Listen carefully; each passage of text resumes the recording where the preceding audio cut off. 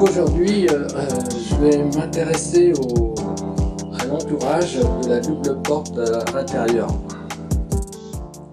Alors dans un premier temps, bien sûr, j'ai scellé donc les pierres du bas. En définitive, elles sont au même niveau que l'entrée. L'entrée elle est là, voilà. Donc c'est au même niveau. Donc voilà. J'ai mis des pierres en dessous, je les ai calées et ensuite, comme on peut le voir là, il y a de la chaux. Voilà, j'ai bourré de chaux par en dessous et aussi par devant. Bon là on ne voit pas le morceau de bois, mais voilà, ça c'est fait. Donc ensuite, j'étais obligé de redresser cette pierre là parce qu'elle était complètement de travers. Et on voit aussi en haut là, c'est le même problème, j'étais obligé de la redresser. On voit là, voilà. Tout simplement parce qu'il y avait une racine qui était passée par là, qui est montée derrière et qui a tout poussé, quoi. Donc alors le principe, donc une fois que la base est installée, donc j'ai mis deux règles, voilà, j'ai fixé en haut. Alors à la fois d'équerre comme ça, et bien sûr d'équerre comme ça, et en plus avec l'équerrage de la pierre comme ça. Donc là, cette pierre là, je viens de la fixer, hein. Donc on voit derrière, alors toujours on a chaud, hein. Ici j'ai dû redresser aussi les pierres. Les deux étaient encore en place là, donc bon, ils sont à peu près bien, donc je les ai simplement redressés comme on peut le voir. Ensuite je vais bourrer de chaux à cet endroit pour maintenir tout ça. Et ensuite il ne me restera plus qu'à monter, hein. J'ai déjà préparé mes blocs.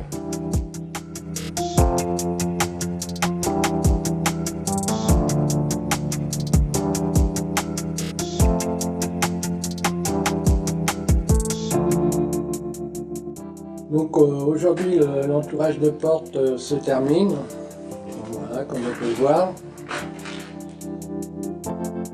Donc ça c'est facile, hein, il suffit de se mettre contre, bien en ligne, il faut faire attention à l'équerrage bien sûr. Donc là à chaque fois j'utilise quand même un serre-joint, c'est préférable, pour pas que ça bouge. Et à chaque fois que je mets une pierre, et je bourre derrière. Donc tout ça toujours avec de la chaux, hein. Alors ça a la couleur un petit peu marron là parce que je mets un peu de terre argileuse dedans. Et de la terre qui est comme ça. Donc là pareil.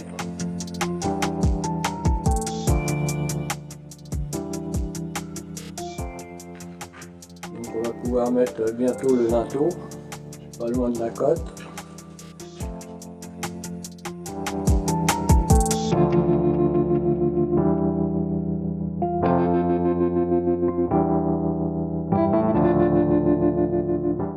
Donc là, c'est la phase délicate du montage là. C'est-à-dire que bon, je vais monter mes pierres d'entourage, il faut que je remonte derrière des pierres pour faire l'épaisseur du mur. Alors là, il faut une bonne assise, hein, surtout, hein, bien. Ensuite là, comme on peut voir, j'ai mis des grandes qui prennent appui sur la pierre là. Celle-ci aussi prend appui sur cette pierre. J'ai laissé aussi des trous volontairement pour pouvoir coincer les pierres dedans. Pour avoir vraiment quelque chose qui tient bien, quoi. Ça, on peut retrouver ça sur toutes sortes de murs, dans ce genre de mur, quoi. Donc je tenais à vous le faire faire voir parce que bon, il faut pas prendre ça à la légère, on va dire. Bon voilà, hein, l'entourage est terminé. Donc ça c'est ma hauteur, ça doit être de niveau. Alors comme j'avais pas la hauteur avec les pierres, donc j'ai compensé avec des petites briquettes. Et même de ce côté-là, j'ai rajouté des tuiles pour arriver exactement à la même hauteur, hein, pour être de niveau. Voilà. Et les petites briquettes, ça donne un genre. Hein, je trouve ça joli personnellement.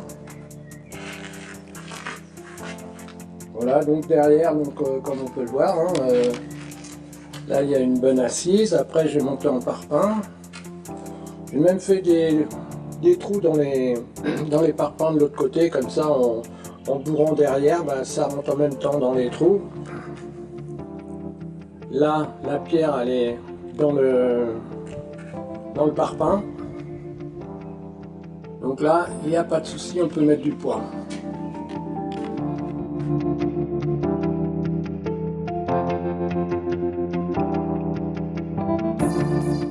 Donc aujourd'hui c'est la pose des linteaux. Alors bon, j'ai récupéré une solive en châtaignier. Il m'a permis de faire deux linteaux. Et au milieu, alors j'ai mis une planche. C'est du hêtre. Alors j'ai fait une rainure de chaque côté, hein, et une rainure comme ça, quoi. Voilà, une rainure de chaque côté, comme ça je suis sûr que la planche elle va pas faire ça. Donc voilà, donc je mets des petites vis au bout là, des vis en inox. J'ai fait la même chose ici, il y en a une ici là, et il y en a une par là, pour bien fixer mes deux solives, mes deux linteaux tout du moins, excusez-moi. Donc, de ce côté-là, je fais la même chose. Voilà.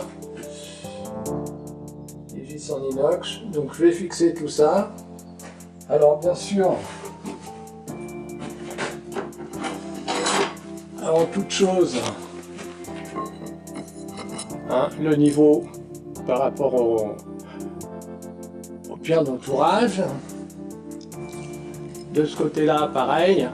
Comme ça, la même chose, hein, faut que ça soit quand même parfaitement de niveau, parce qu'après il va y avoir les portes à mettre. Donc quand tout est de niveau, c'est beaucoup plus simple ensuite. Donc voilà, hein, c'est pas très difficile. Hein. Donc maintenant, ensuite, la prochaine étape, je vais habiller avec du Ciporex. Ciporex, c'est génial, c'est léger. Ça se coupe très facilement, donc je vais le fixer avec du joint-colle plâtre et puis des vis inox. Hein, voilà, bon, je vous ferai voir ça au prochain épisode. Donc voilà, ça commence à avoir de la gueule.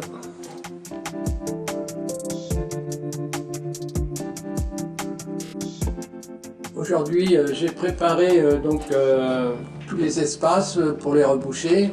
Donc là, j'ai utilisé tout ce que j'avais, hein. C'est-à-dire du Ciporex. Alors, les morceaux restants, je vais pas les jeter, hein, je vais les broyer.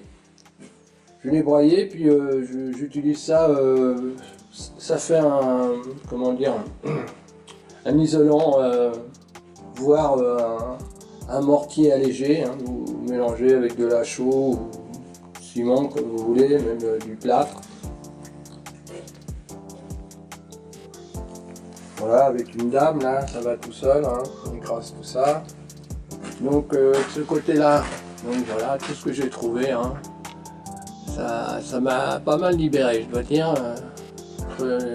Des parpaings, des vieux bouts de parpaings, des trucs comme ça. Et là, je garde un espace de rangement. Pas la peine de le reboucher. Hein. Bon, j'aurais pu le faire un peu plus loin, mais ça aurait pas fait. C'était pas très esthétique, on va dire. Donc voilà.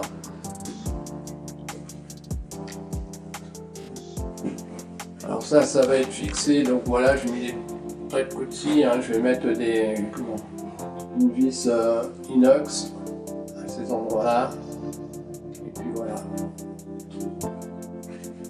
Voilà, tout est prêt, le chantier est prêt, il ne reste plus qu'à fixer tout ça. J'attendais un petit peu parce que en ce moment, depuis quelques jours, les nuits ils font en dessous de 0, donc voilà, c'est pas propice pour utiliser quelque chose à base d'eau, quoi.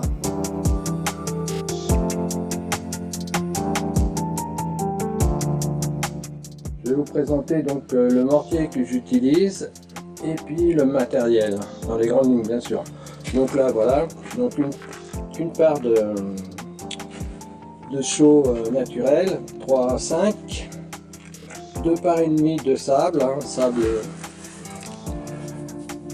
voilà, normal, et une demi-part de terre. C'est la terre argileuse. Hein.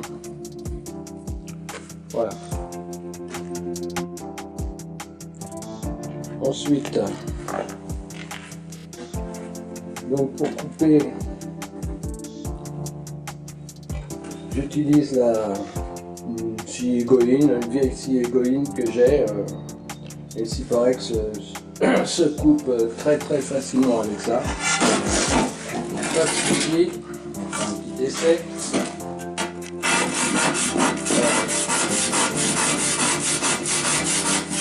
Voilà, il n'y a pas de souci, c'est parfait. Et ma disqueuse avec un disque diamant, bien sûr, des diamants industriels, hein, sans doute. Je rigole. Donc voilà, ça c'est le matériel avec lequel je travaille pour cette petite maison dans les grandes lignes.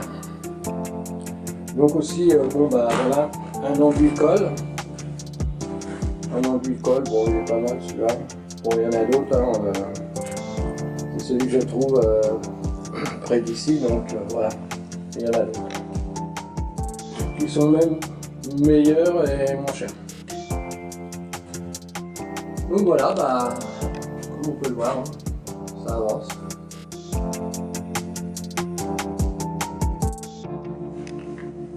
Toujours par là. Voilà, ça c'est monté, tout ça. Bon, maintenant je vais monter les parpaings, enfin tout ce que le reste. Donc aujourd'hui, voilà, l'entourage de porte intérieure est terminé. Voilà, c'est fixé.